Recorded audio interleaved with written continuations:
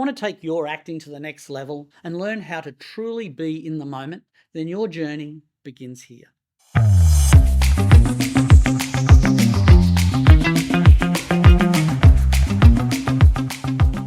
Hi, I'm Robert Kahn from the Actor's Cauldron. In this video, we're going to demystify Meisner's repetition exercise using tools from psychology so you can troubleshoot your work and move past your acting blocks. This is the first part of a series covering the 6 stages of interaction.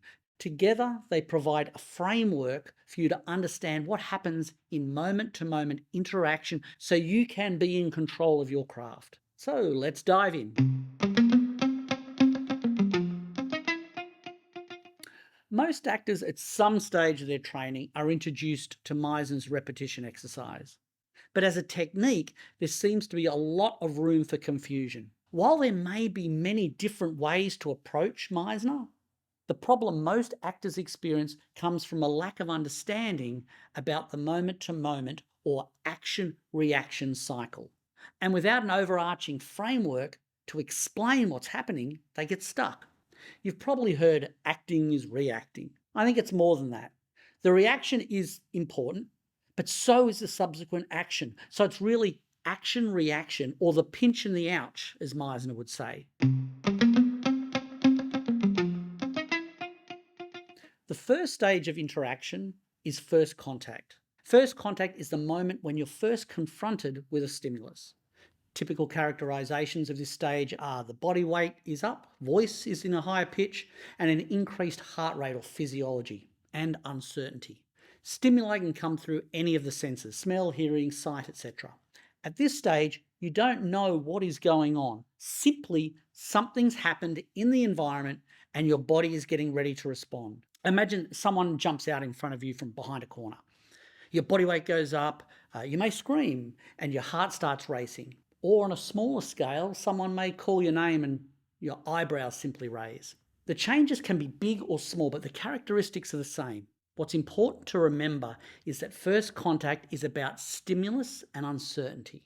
First contact matters for actors because most of the time your character is dealing with uncertainty. So getting comfortable in that place of uncertainty is really important.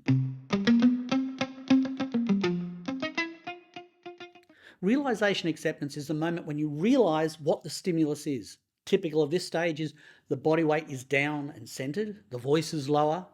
The physiological arousal or the physical reaction from the first stage, the heart beating faster, etc., is now perceived and labeled by your brain and becomes what's called your initial emotion. This is the unguarded gut response to what's just occurred. So, for example, somebody jumps out in front of you, you perceive who it is, and an emotion is triggered. Let's say it's a dude with a knife. You'll initially perceive this as a physical threat to your safety, and so the initial emotion of fear will be triggered. What's important to know is that the initial emotion depends on your perception of the stimuli. So what you perceive will determine how you feel. If your sibling jumps out in front of you, the emotion will be very different than if it's some crazy dude with a knife, or if it's your lover who's been away for 6 months and come home early to surprise you. Your initial emotion depends on your perception of the stimuli that occurred in first contact. Now, the second part of this is acceptance. If you don't accept the incoming information, then you may bounce back into first contact. I'll give you an example. Let's say you've had an accident and broken your leg. In first contact, there's the initial shock from the stimuli, the snap of a bone. Next, you see your leg is broken. If you find it hard to believe that there's a bone sticking out of your leg, you may not be able to accept it and you go into shock. And when you go into shock, you'll bounce back up into first contact with all the physical traits. Unless you can accept the stimulus, you'll bounce back to first contact for that particular interaction. Basically, you're in denial. But if you accept it, then you've moved fully into the second stage of realization acceptance, had an initial emotion triggered, and you're ready to progress through into the next part of the interaction.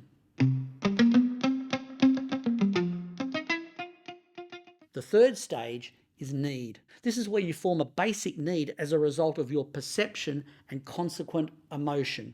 Typically, body weight is up, as is the voice, and the initial emotion is reinforced. So, first contact, in the first stage, somebody jumps out in front of you, body weight goes up, you have a physiological arousal, The second stage, you realize and accept, it's some crazy dude with a knife.